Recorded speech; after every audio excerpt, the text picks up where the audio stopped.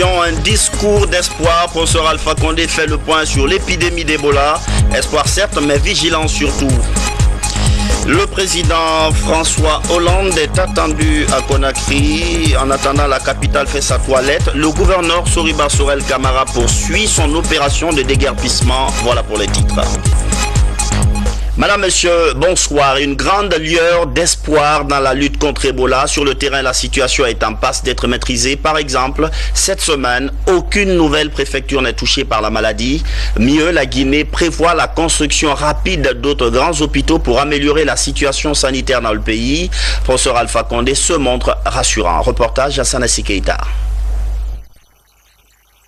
En marge de ce 5e sommet sur l'entrepreneuriat ici à Marrakech, le président de la République a été invité à faire le point sur la situation de la fièvre hémorragique à virus Ebola en Guinée. Pour circonscrire rapidement cette épidémie, professeur Alpha Condé s'est fixé plusieurs objectifs. Notre problème, c'est la sensibilisation pour permettre à tout le monde d'accepter ce que les médecins disent, d'accepter que les médecins rentrent dans les villages, d'accepter que les contacts acceptent d'être suivis pendant 21 jours.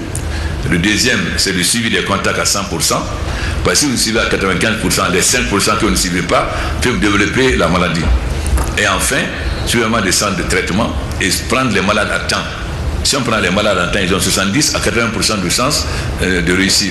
Donc les centres de prise en charge, c'est très important pour nous. Nous voulons en mettre 60 pour que personne ne puisse venir du Libéria et de Sierra Leone. Nous n'allons jamais fermer nos frontières. Mais au moins, tout le monde qui vient prendre sa température. S'il est positif, on le soigne tout de suite.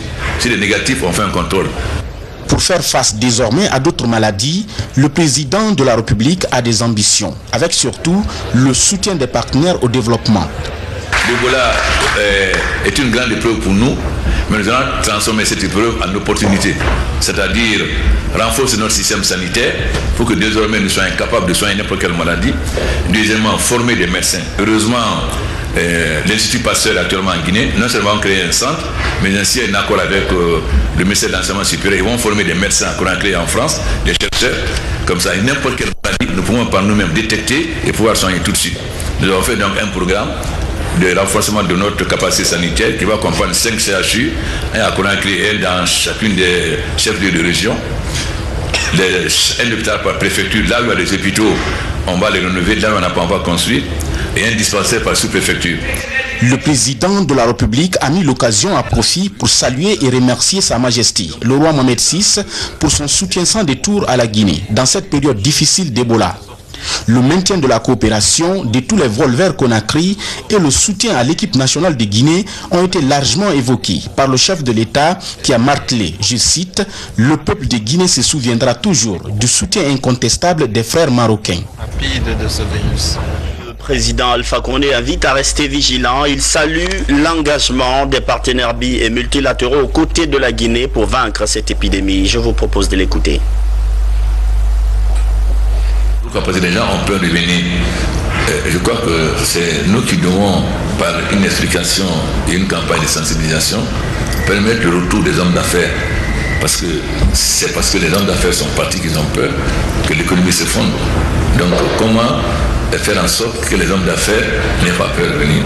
Nous avons par exemple, c'est dommage qu'ils soient décédés, le camp de Marjorie, le patron de Total, qui disait à toutes les entreprises françaises qu'il faut continuer à aller en Guinée. Je pense que le fait que le président Hollande vienne, c'est pour montrer aux hommes d'affaires français qu'on peut venir en Guinée. Donc, comment convaincre les hommes d'affaires qu'on peut venir sans attaquer le Ebola? Je crois que c'est ce qui est fondamental, parce que c'est des hommes d'affaires. Et des forums comme ça, c'est très important, parce que ça permet aux hommes d'affaires guinéens qui sont là de prendre contact avec d'autres, de voir qu'ils sont tous là, ils ne sont pas morts, et que donc d'autres peuvent venir. Donc, comment faire revenir les hommes d'affaires? C'est l'aspect principal. Et je pense aussi que le Maroc donne l'exemple parce que les hommes d'affaires marocains ont continué à venir, à commencer par le ministre de l'Agriculture qui, en dehors des investissements de l'État, a fait ses propres investissements, etc. Donc, si nous arrivons à convaincre les hommes d'affaires à revenir, nous pourrons diminuer beaucoup l'impact sur notre économie. Mais l'Ebola aussi doit amener le gouvernement à se pencher réellement sur la transformation de nos matières premières localement pour qu'on ait une industrie suffisamment forte c'est-à-dire être moins dépendant de l'extérieur, que nous puissions développer nos ressources par nous-mêmes, que nos hommes d'affaires soient plus ambitieux. Comme vient de dire notre frère marocain, il faut prendre les risques. Il ne faut pas se dire, bon, combien d'argent je vais gagner? Mais malheureusement, les hommes d'affaires ont l'habitude de faire plus le commerce, le gain rapide, mais l'industrie, le gain n'est pas rapide, mais le gain est plus important à long terme. Donc, il faut que nos propres hommes d'affaires soient capables de faire en sorte que nous soyons moins dépendants, c'est-à-dire qu'on puisse compter sur nos propres forces et que ce que l'extérieur peut nous apporter ne soit qu'un complément. Aujourd'hui, c'est l'inverse. C'est ce que l'extérieur apporte qui est fondamental et le national faible. Il faut qu'on arrive à ce que l'essentiel soit sur nos propres forces et que ce que fait l'extérieur ne soit qu'un appoint. Et là aussi, la coopération entre les pays africains va être fondamentale. Si nous nous mettons à mieux collaborer entre nous, nous avons suffisamment de richesses et aujourd'hui beaucoup de pays ont des technologies à manger et nous pouvons trouver des financements à travers nous-mêmes si les banques africaines se fédèrent. Mais si elles restent éparpillées, comment voulez-vous qu'elles fassent face à des grandes banques? C'est pourquoi nous avons dit à Brazzaville lors du forum qu'il faut que les banques africaines se fédèrent et qu'elles aient une capacité élargie de faire des crédits. Donc, il faut qu'on soit plus autonome au point de vue de réflexion, c'est-à-dire que nous ayons notre politique de développement. Parce que qu'est-ce qui se passe? Les grands pays aujourd'hui sont à un stade post-industriel, c'est-à-dire le développement financier dans ces pays, c'est en bourse. Nous, on est encore des sociétés pré-industrielles à dominante agricole. On nous demande de faire une politique de société post-industrielle. Pourquoi ils ne disent pas de faire la politique qu'ils ont fait, eux, quand ils étaient une société pré-industrielle? Mais comme nous manquons d'autonomie, nous ne sommes pas assez sûrs de nous, nous le laissons influencer. Je dis, il ne faut pas demander à un Africain de 2 ans de marcher comme un Allemand de 20 ans. Il faut dire comment l'Allemand, quand il avait 2 ans, il marchait. Donc, il faut que l'Afrique s'approprie sa véritable politique de développement et qu'elle compte d'abord ses propres forces au lieu de tendre tout en la main. L'annonce officielle est tombée hier. Le président français François Hollande est attendu en Guinée la semaine prochaine. Conakry s'apprête à accueillir son hôte de marque, une visite d'État qui vient confirmer l'excellence des relations franco-guinéennes, des relations dont parle l'ambassadeur de France en Guinée dans l'entretien de Coloma. Suivez. Notre approche de la relation bilatérale franco-guinéenne est une approche tous azimuts, si je puis dire, dans tous les grands secteurs où il y a besoin d'appuyer les programmes de réforme et de développement de la Guinée.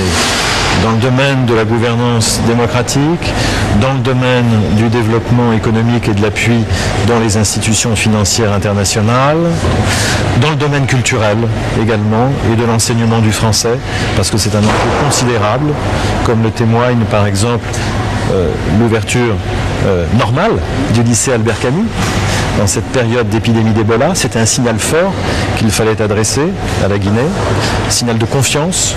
Également le centre culturel franco-guinéen qui fonctionne. Et cela fait partie de cet effort global que nous faisons dans un climat d'amitié renforcé.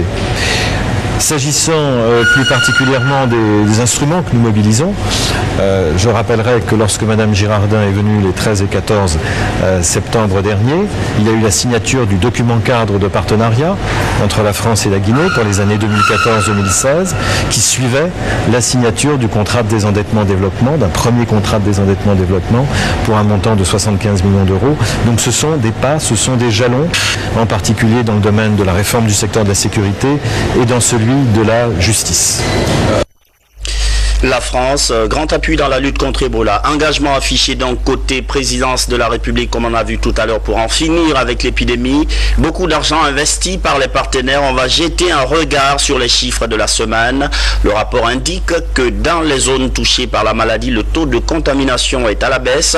La coordination de riposte a tenu ce matin sa conférence de presse hebdomadaire. Adia Toubari, Mamadou Alpha Baldé.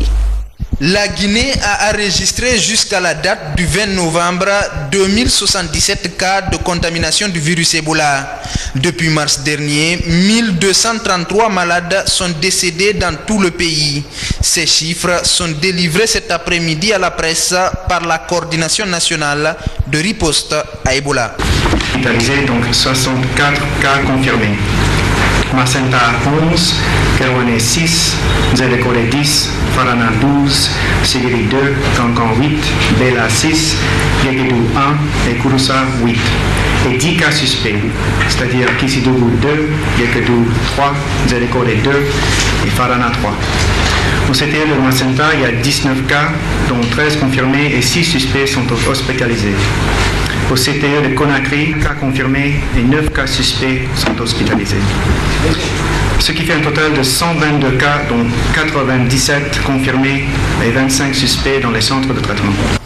Le gouvernement guinéen et les partenaires internationaux semblent réussir le combat contre Ebola dans les préfectures de Koya, Forêt-Karia et la ville de Conakry, où la maladie avait pris de l'ampleur. Les efforts de lutte menés démontrent une baisse de la contamination.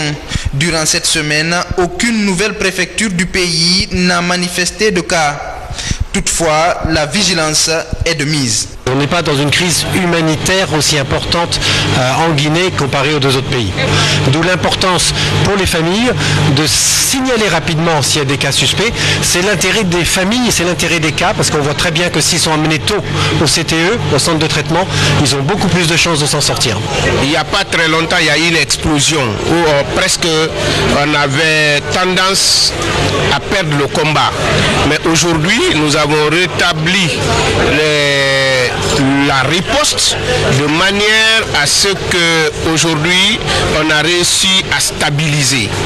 Au total, 646 patients sont sortis guéris des différents centres de traitement Ebola en Guinée. Un succès dû à la prise en charge rapide des personnes suspectes du virus par les agents sanitaires du pays. La vue, c'est la vie. L'OAS s'en rend bien compte. L'Organisation ouest-africaine de la santé propose son aide à la Guinée pour l'amélioration des soins oculaires. Proposition acceptée. Le protocole d'accord est signé. Il porte sur la formation des ressources humaines. Soride Kira. Le DESO, diplôme d'études supérieures spécialisées d'ophtalmologie, est une institution sous-régionale dont les prestations portent essentiellement sur les soins oculaires. En plus de ses fonctions de soins spécialisés, il accorde une place de choix à la recherche et à la formation des étudiants venant des différents États de la CEDEAO. D'une capacité de 15 lits, sa construction visait à répondre aux flux des évacuations sanitaires vers les autres pays. C'est un centre auquel je porte confiance compte tenu d'un certain nombre de facteurs qui sont entre autres la compétence du personnel que je trouve ici très souvent et la qualité de les équipements. Le DESO est réalisé par l'OAS, Organisation ouest-africaine de la santé.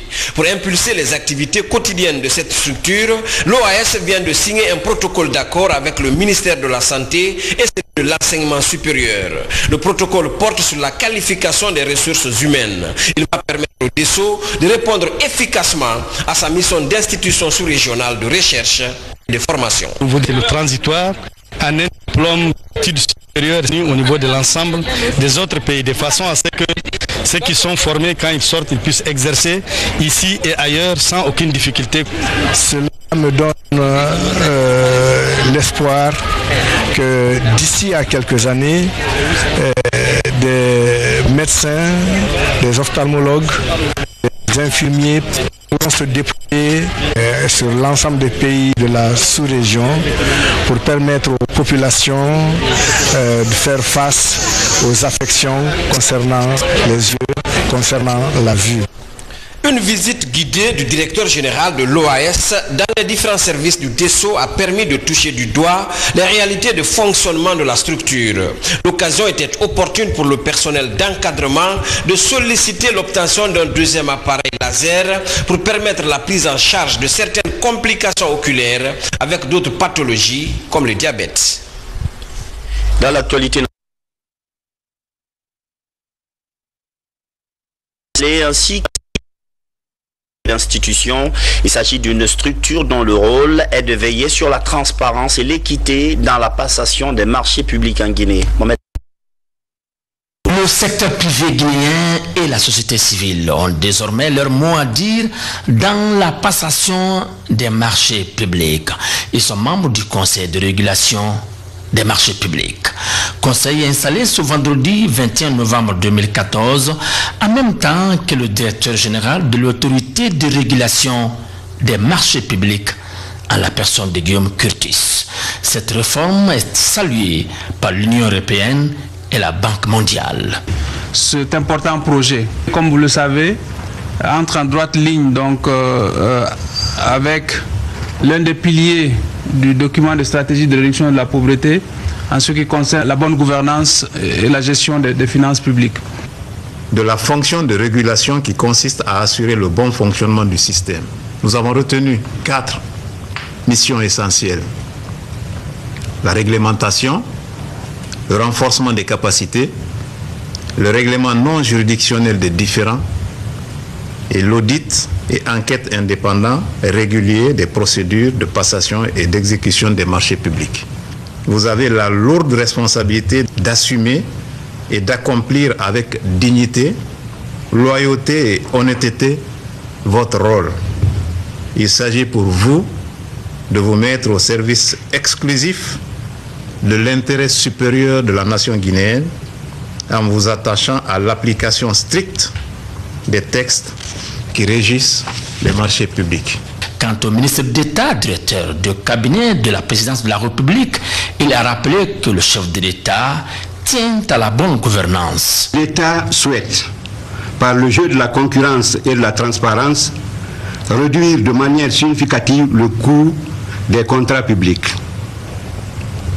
Les braves populations, quant à elles, en tant que bénéficiaires de ces contrats, doivent sentir une amélioration progressive de leurs conditions de vie.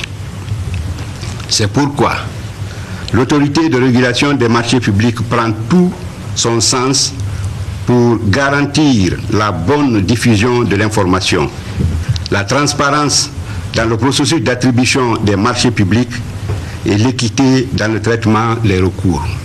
Le Conseil de régulation des marchés publics est composé de 9 membres nommés pour 3 ans. Le directeur général de l'autorité de régulation des marchés publics est quant à lui nommé par décret du président de la République. Litieux Guinée sort de sa rencontre mensuelle, une session du comité de pilotage. Au menu des travaux, l'adoption des termes de référence des activités du bureau exécutif. Je précise que Litieux, c'est l'initiative de transparence dans les industries extractives. Compte rendu de cette réunion, Yaya Silla, Mariam Bari. C'est une réunion mensuelle du comité de pilotage de l'initiative pour la transparence dans les industries extractives qui se tient ici à l'absence d'un membre. Mohamed François Falcon a été rappelé à Dieu ce lundi par suite d'un arrêt cardiaque. Ses collègues membres du comité de pilotage se souviennent de lui. J'ai connu Falcon. C'était un garçon aimable, d'une intelligence phénoménale. Que vous soyez d'accord avec lui ou que vous vous opposez à son opinion, il vous montrera toujours qu'il est capable d'analyse en profondeur. Je retiens de l'homme un patriote, rigoureux avec lui-même dans le cadre du travail, mais disponible et surtout soucieux du développement de notre pays. Comme chaque réunion du comité de pilotage, les points inscrits à l'ordre du jour étaient, entre autres, le compte-rendu des activités du comité de pilotage et du secrétariat exécutif entre 2 sessions, l'examen des termes de référence du groupe multipartite de Litieux Guinée et le terme de référence relatif à la participation de la société civile. Toutes ces questions ont été examinées par l'ensemble des membres présents. Compte tenu de l'avancement du plan de travail annuel du comité, qu'est-ce qu'il est possible de faire d'ici la fin de l'année 2014? Nous avons une longue liste d'activités dont certaines nécessitent effectivement un appui financier, d'autres non. Nous avons donc demandé au secrétariat permanent de proposer au comité de pilotage une liste minimale d'activités que nous allons nous assigner comme objectif de réaliser d'ici la fin de l'année 2014. La prochaine rencontre du comité de pilotage de Litieux Guinée est prévue pour le mois prochain. Puisqu'on parle des mines, faisons le point sur le programme d'appui à la gouvernance dans ce secteur. Le plan d'action initialement mis en place est en retard. Le calendrier a été malheureusement perturbé par Ebola. Du coup, beaucoup d'activités n'ont pu être réalisées cette année. On se projette sur 2015 pour leur finalisation. Abdoulaye Diallo. L'épidémie de la fièvre Ebola a impacté négativement sur plusieurs secteurs socio-économiques de la Guinée. Dans le domaine minier, par exemple, le plan de travail du projet d'appui à la gouvernance a été affecté. Les acteurs impliqués dans sa mise en œuvre se retrouvent pour relever le défi. Tout ce qui restera à faire, c'est de pouvoir les reconduire dans le PTBA 2015. Parce que maintenant, il nous reste quelques jours pour la fin de l'année. Regardez, compte tenu du fait que les autres experts à l'étranger ne vont pas venir tant que la situation épidémiologique n'est pas allégée. Un accent particulier a été mis sur le plan de travail et le budget annuel 2015. L'essentiel des activités va porter sur des voyages d'études et le renforcement des capacités des cadres impliqués dans la gestion des mines. Donc il revient au projet, à l'ensemble des acteurs, n'est-ce pas, concernés par ce projet, de déployer les actions requises de manière à pouvoir atteindre les objectifs qui sont assignés au projet. J'estime que effectivement, les volets d'appui à la gouvernance, qui est l'essentiel de ce projet, reste un volet tout à fait valable, un volet prioritaire, sur lequel nous travaillons actuellement.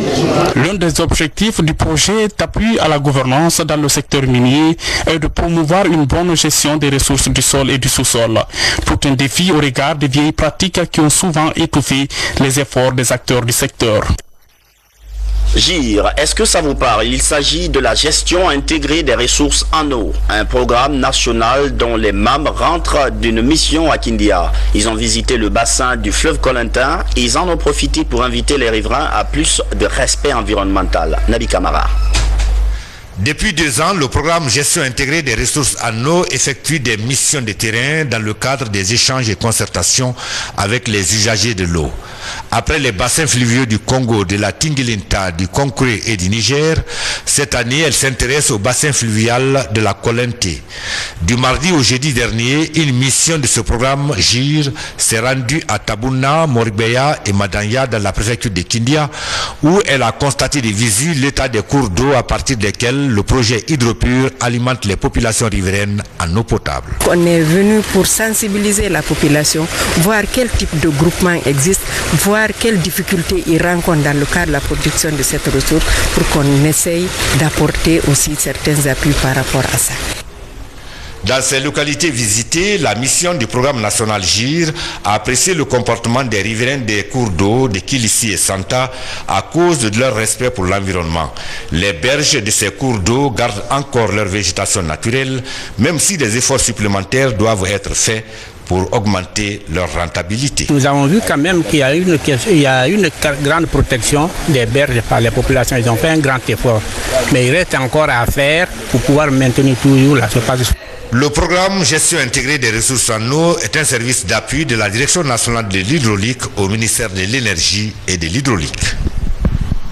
Je vous annonçais au sommaire cette rencontre importante au gouvernorat de Conakry, une réunion pour faire le point sur la gestion des marchés de la capitale, avec comme sujet de second plan le processus de déguerpissement en cours des artères principales. Moussa Bangoura, Ousmane Ossé Kamara.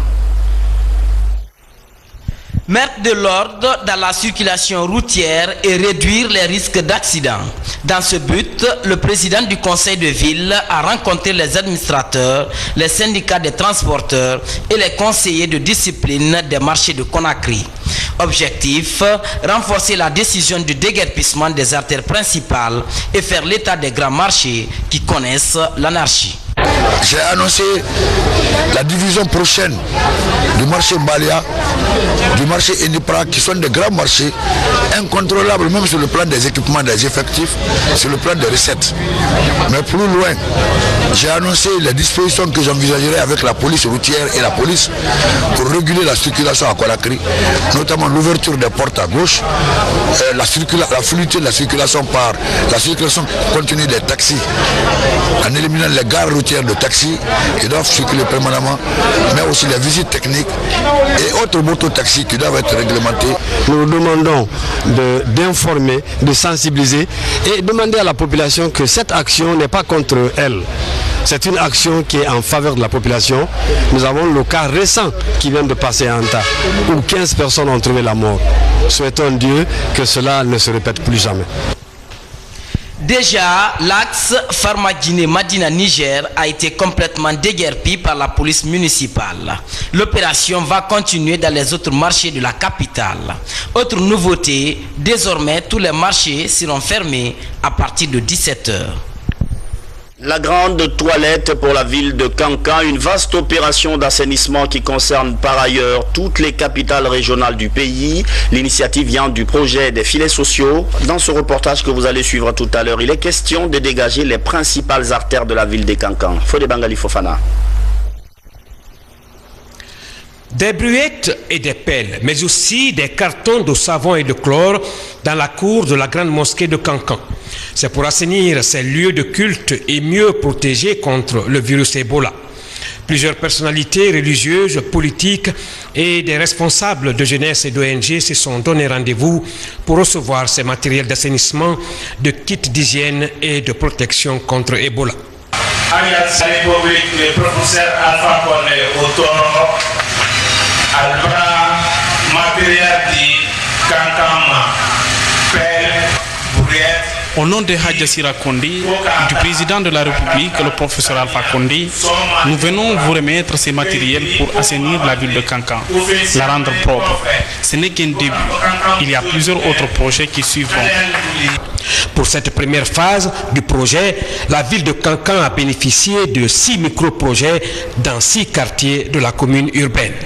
Curage des carnivores et nettoyage du quartier Gare sur environ 2000 mètres linéaires. Nettoyage et curage des carnivores du quartier Polialé sur environ 5210 mètres linéaires. Il est pour moi l'élément fondamental de remercier celui qui a initié ce grand projet, ce bon projet. Parce qu'il va en d'autres lignes avec la politique de dynamisation du président professeur Alpha Condé. Ce projet de filets sociaux productifs est une réponse aux priorités dans les documents gouvernementaux du chef de l'État afférents à la réduction de la pauvreté. Devoir de mémoire dans ce journal. Il y a plus de 4 décennies que la Guinée faisait face à une agression étrangère. Ce qui a vraiment marché ce jour-là, c'est que le peuple de Guinée a su justifier le 3e mot de sa devise, solidarité, pour vaincre l'ennemi. Aujourd'hui, 44 ans après, on évoque le passé. Bernard Tonguino, Martin Francinaduno. 30 ans après l'agression portugaise, les Guinéens se souviennent encore de ces moments douloureux. À l'occasion de cette journée d'anniversaire, une gerbe au pied du monument du 22 novembre. L'initiative est de l'ONG APAGI, association Plus jamais d'agression contre la Guinée. C'est ce jour où notre mercenaire portugais venu de la Guinée-Bissau en vue de renverser le gouvernement guinéen. Et dans les rues de Conakry, on a dénombré des centaines de morts tués sauvagement pour avoir défendu leur souveraineté. Donc pour nous, c'est dans nos activités traditionnelles de commémorer cette date du 22 novembre en souvenir à ce qui s'est passé. Pour éclairer la lanterne de la jeune génération sur les circonstances de l'agression du 22 novembre 1970, une conférence débat est organisée. L'occasion pour ceux et celles qui ont vécu l'événement de témoigner. D'amertume, le 22 novembre 1970, moi j'étais gouverneur à Bouquet. Et là, j'ai dit tout à l'heure que je n'étais pas surpris parce qu'on avait tous les renseignements que des complots, une agression se préparait contre la Guinée.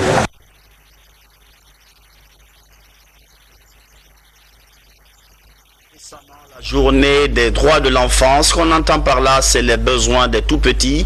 Besoin par exemple d'une éducation scolaire. Justement, la fondation Binta Anne pour les enfants vient de recevoir un don dans ce sens. Des fournitures scolaires à distribuer aux enfants déshérités, don de l'entreprise Koya Caprison. Mamad Alpha Baldé. Binta Anna est la fondatrice de l'ONG Fombal qui œuvre pour la protection des droits de l'enfant. Femme engagée, elle consacre une bonne partie de son temps aux quelques 250 adolescents pris en charge par sa fondation. Tous issus de familles aux revenus faibles, ces tout petits reçoivent des cours gratuits dans ce centre. Une façon pour Binta et ses compagnons d'éviter à ses enfants le chemin de la rue.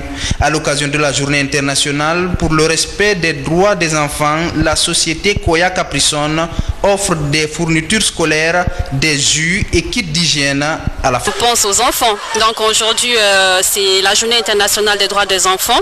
Donc on a voulu partager cette belle journée avec ces merveilleux enfants en apportant ce don. C'est un plaisir pour nous et en faire profiter tous les enfants démunis, tous les enfants du monde. C'est notre façon de participer. C'était très bien, c'était un plaisir. C'était un vrai bonheur.